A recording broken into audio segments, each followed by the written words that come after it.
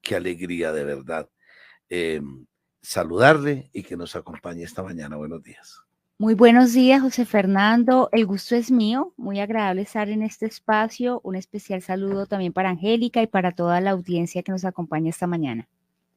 Bien, hablemos de su apellido. Mi apellido, Rusín, que yo gozo mucho porque la gente jura que es un Termina con apellido. E. Sí. Yo dije con I. Muchas veces siempre me lo cambian, Rusinski, Pasa Runsky. seguido. Frecuentemente. Lo extraño es que me lo digan bien. Bueno. La gente piensa que es un apellido extranjero y es súper cundinamarqués, yo creo. Eso debe Cundinamarca no puede ser. de bien adentro de Cundinamarca, sí. Como bien adentro de Boyacá. Tal cual. Rusinque. Rusinque. ¿Y ha averiguado el origen? Pues mi papá decía que era de origen de Europa del Este y sí hay personas que tienen ese apellido en el este, pero con diferente ortografía. Lo que yo sé es que aquí en Cundinamarca hay muchos Rusín que es un apellido súper común. A mí me suena más bien como de origen nuestro, como muy autóctono, pero pues la verdad no he hecho el estudio. Se acostumbra a que lo pronunciemos de diferente forma, pero no se molesta. No, para nada, que me va a molestar. Pero que a todo mundo corrigiéndole, pues que... No. A veces corrijo, a veces no, si me preguntan. ¿Cómo llega a este cargo? Al cargo. Pues a ver, yo estoy acompañando al presidente Gustavo Petro como activista desde cuando, sobre todo cuando perdió las elecciones en la segunda vuelta del 2018, porque inicialmente para esa oportunidad estaba acompañando a De la Calle. Sobre todo veía muchas apuestas en común entre ellos. Yo sabía que no era un candidato que necesariamente tuviera una posibilidad, pero lo veía como una persona muy importante para una convergencia de segunda vuelta. Cuando no fue el caso, a mí eso me decepcionó muchísimo, me pareció muy irresponsable e inmediatamente me fui a rodear como la candidatura del hoy presidente Gustavo Petro en París, porque yo estaba haciendo mis estudios de doctorado en París, y a partir de ese momento me vinculé a su militancia, Colombia Humana, y duré todo ese tiempo, casi que los 4 años, con un activismo muy fuerte. Y estuve participando en una marcha contra el genocidio, contra el asesinato sistemático de los líderes sociales a La Haya. Allí tuve la oportunidad de conocerlo personalmente y ya a mi regreso a Colombia, digamos, pues me vinculé de una manera más cercana pues a su movimiento, a las diferentes apuestas, digamos, que estaban haciendo. Y pues ya digamos que pues una cosa ya fue las elecciones presidenciales, fui precandidata para la Cámara de Cundinamarca, una candidatura más bien fallida, llena de tropiezos, renuncié al final después de estar inscrita y decidí vincularme a la estructura de su campaña política a la presidencia. ¿Y por qué partido aspiró a la Cámara? Eso fue todo un cuento, pues yo era de la militancia del activismo de la Colombia Humana, pero había una cuestión allí con los avales, yo había ingresado un poco tarde, entonces a mí me proponen darme el aval de Fuerza de la Paz, que en ese momento no tenía personería jurídica, creo que ya en ese momento sí, digamos por una cuestión para poder ordenar las listas, algo pragmático, pero finalmente mi candidatura tuvo muchos accidentes y todo pasa por algo, digamos, entonces como que al final yo consideré que no había garantías. Pero siempre en la vida todo pasa por algo. Estoy de acuerdo. Siempre, pero siempre en todo. Y siempre todo nos llena de más de bueno, malo, regular, como sea, uno evalúa y dice, fue madre, ya aprendí, esto era un aprendizaje, esto tenía que pasar para esto. Pero siempre es así. Todo es una escuela. Todo es una escuela, claro que sí. ¿Y quién la invitó a ocupar ese cargo? El señor presidente. ¿De verdad? Pues yo creo que es un cargo que necesariamente implica que sea él quien haga la invitación. Es mucha responsabilidad para mí, pues digamos que ahí está la palabra confianza también, ¿no? Yo como presidente busco a alguien que sea leal, que yo le tenga confianza, que crea en esa persona para ocupar ese cargo. Además que desde allí se manejan banderas que él y muchas propuestas que hizo en campaña y lo que piensa el presidente. Desde allí hay que aterrizar todo lo que él tiene en su agenda también. Sí, pues a ver, yo no hubiera aceptado ese cargo con cielo. A ver, cuando a mí me lo propusieron, yo no, digamos que yo fui la primera sorprendida, la verdad, porque sabía que era una gran responsabilidad, pero pues aquí estamos para seguir el proyecto del presidente como él lo disponga. ¿Cuánto tiempo lleva en el cargo? Casi 6 meses, cumplimos 6 meses el 13 de marzo. Nada más y nada menos que el Departamento de Prosperidad Social. En pocas palabras, ¿qué es ese departamento, doctora Ciel? ¿Para qué sirve? ¿Para qué lo crearon? A ver, es una entidad del Estado que en principio está llamada a crear, a concebir, a coordinar, a diseñar todas las políticas públicas que van orientadas a la superación de inequidad y de pobreza en el país. Digamos que fue un departamento que fue concebido por gobiernos anteriores y en esta medida, pues, el presidente ve con un ojo crítico, pues, la labor que allí se venía desempeñando, que obedecía a otras lógicas, digamos. Nosotros estamos hablando de un gobierno del cambio, un gobierno que pretende superar, pues, ese modelo neoliberal que de alguna Claro. manera, pues, está tan cuestionado a nivel mundial hoy en día. Y pues este departamento pues llevaba la política social de una manera a nuestros ojos asistencialista, en la medida que pues muchos de los beneficios que allí se otorgaban se hacían como tipo limosnas, digamos, como que la gente que era beneficiaria o que es beneficiaria se eternizaba en el tiempo recibiendo estos beneficios, pero sin ninguna esperanza de superar el estado de vulnerabilidad o el estado de precariedad por el cual se supone que era beneficiario. La apuesta del presidente es otra. Digamos que, por ejemplo, se apostaba mucho a tener una amplia cobertura, millones de personas recibiendo ingresos de 25,000, 30,000, el caso de los adultos mayores, 80,000 pesos, pero pues eso no significa un ingreso digno ni una posibilidad que brinde a esas personas beneficiarias las condiciones para superar ese estado que no se puede normalizar. Siempre me he preguntado eso. Yo voy y recibo 80,000 pesos. ¿Para qué? Es simbólico. Es simbólico. Exactamente. O sea, como, ¿qué me solucionan a mí? Y, por ejemplo, la gente se preocupa mucho de que no, pues no nos lo vayan a quitar o pues al menos se apega mucho a esos beneficios. Y claro, pues la idea es pensar en cómo mejorar y cómo hacer para que esto no signifique una dependencia ni el ciudadano beneficiario un sujeto pasivo. Es cómo dignificar esa condición de un Estado que no es normal de una sociedad democrática. Claro. Una persona que no ha tenido las condiciones mínimas que debe ofrecer un Estado de derecho, un Estado social de derecho, y cómo hacer para hacerlo un ciudadano activo, un ciudadano, digamos, dignificarlo y darle posibilidades para salir de esa situación. Y esa es como la apuesta del presidente Gustavo Petro y del gobierno del cambio. Parte de esa apuesta del presidente y de ustedes en prosperidad es la transición a la renta que el gobierno instala desde allí unas bases al sistema de transferencias.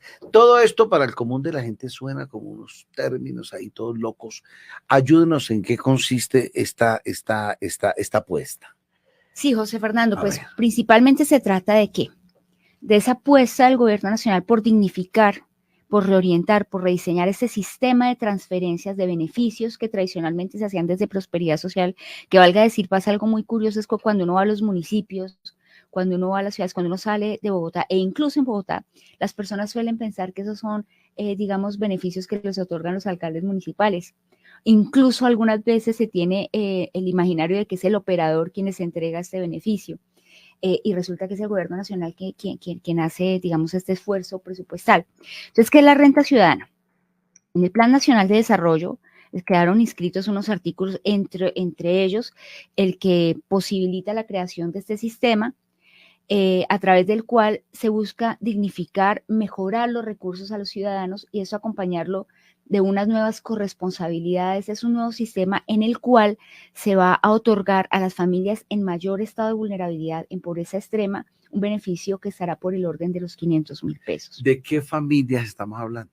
Estamos hablando... ¿De qué población estamos hablando? Sí, principalmente tenemos una limitante, digamos, que es la de los recursos. O sea, en un país con tanta necesidad es muy difícil decir a qué familias sí les damos o a qué familias no, cuando hay tanta necesidad. Claro. Entonces, el ejercicio fue muy riguroso de priorización, de focalización, de saber a dónde teníamos que llegar y a dónde podemos impactar con esos recursos que teníamos, que igual son limitados. Hemos escogido priorizar 466 municipios, que son los que nos muestra en los mapas de hambre, el mapa de calor, digamos, que nos arroja cuáles son los municipios que están en mayor estado de desnutrición, que viven digamos, una situación ya de orden humanitario y que requieren una atención prioritaria, que además confluyen, digamos que eso corresponde también a los municipios de pobreza extrema. Entonces, y los municipios PEDET. Al integrar esto, nos da 466 municipios que van a ser priorizados y allí todos los hogares que están en el grupo A del CISBEN, es decir, en pobreza extrema, van a recibir automáticamente 500,000 pesos. Entonces la gente se preguntará, ¿y qué pasa con el grupo B? que también están en extrema vulnerabilidad o están en estado de pobreza. Para ellos también van a haber aumentado exponencialmente sus beneficios. Aquí todos los que habían sido beneficiarios de este programa, por ejemplo, de Familias en Acción, que es el programa que nos permite por el momento hacer esa transición. La base legal la tenemos allí con las corresponsabilidades que ya están dispuestas en la ley que dio origen a esta apuesta. Entonces allí lo que vamos a hacer es un mejoramiento y para ya de acuerdo a la conformación de los hogares, al número de hijos, a que cumplan las corresponsabilidades en salud, en educación, como tradicionalmente se hacía, pero una familia que normalmente recibía promedio 90,000 pesos, ahora estamos hablando de que mínimo va a recibir por el orden de los 160,000 pesos hasta los 480, 500,000 pesos en función del número de hijos. Entonces, y había familias, por ejemplo, que muy normalmente, como yo lo mencionaba, recibían 25,000 pesos solamente. O sea, esto en nuestro gobierno es impresentable, no estamos de acuerdo, no podemos mantenerlo, digamos, y como mínimo estamos hablando de ingresos que estén por encima de la línea de pobreza. Una familia con un solo niño que antes recibía 25,000 pesos, por ejemplo, que no era del municipio, que no es del municipio priorizado, va a recibir como mínimo 140,000 pesos. Y así en adelante. Estamos hablando de un aumento exponencial de los ingresos de las familias más desfavorecidas. 500,000 pesos para más de 500,000 de colombianos, directamente los que se encuentran en esos municipios priorizados que hacen parte del grupo del CISBEN. Hay un enfoque diferencial también que va a privilegiar a las víctimas y a los indígenas, que los que estén en esos municipios automáticamente van a tener ese monto que es el mayor, el de 500,000, que es un monto que está por encima de la línea de pobreza. Y no solo eso, la apuesta del gobierno, ¿cuál es? No es solamente entregarle al beneficiario sus 500,000 pesos y ya defiéndase como pueda, sino priorizar a esas familias, hacerles un seguimiento y darles una oferta institucional en materia de educación, de habilidades para la empleabilidad, digamos, con el SENA, con las diferentes instituciones que tenemos, estamos trabajando en eso. ¿Cómo les llegamos como con un plan de choque para sacarlo de esa situación? Entonces, esos 500,000 pesos, pero además, ¿cómo le ayudamos a salir, a que busque su autonomía, qué es lo que la gente quiere? Porque ese es también el imaginar que es que les gusta todo regalado, es que ya les encanta que le regalen, no, que le regalen nada. Una persona que está en situación de hambre, pues cómo va a superar ese estado con 25,000, 30,000, 80,000 pesos que por demás son insuficientes. Lo que necesita es valerse por sí misma, pero primero que se le dé lo mínimo vital, digamos, para poder salir adelante. Y esa es en principio, digamos, la apuesta a grandes rasgos. Tome cafecito, que prepara la pregunta Angélica Porras Díaz, su directora del noticiero Todelar y la voz de Porras Digital. Directora, ¿cuánto será la inversión? Aproximadamente, ¿cuánto se calcula que se va a invertir en esta transición en 2023? Sí, Angélica, estamos hablando de una inversión por el orden de los 7 billones de pesos. Una primera parte ya la teníamos con el presupuesto que ha sido asignado un poquito, es que ordinariamente esas cifras por el... las nombran tan rápido, pero son cifras tan grandes. Grandísimas. Inmensas. ¿Escucharon bien? 7 billones de pesos, hágame el bendito favor. Sí, es enorme. Dios y mío. Hay tanta necesidad que incluso hasta última hora buscamos que nos aumentaran otro poquito y fue lo que logramos y con eso pues hicimos yo creo que un muy buen ejercicio. Entonces, una primera parte la teníamos por lo que ya venía asignado en Familias en Acción, que era solamente 1.700.000. Y la siguiente parte nos la dieron ahorita, justamente ayer, antes ya esto fue aprobado en la ley de la edición presupuestal, bueno, sí, la edición presupuestal, y está por el orden de los 5 billones de pesos.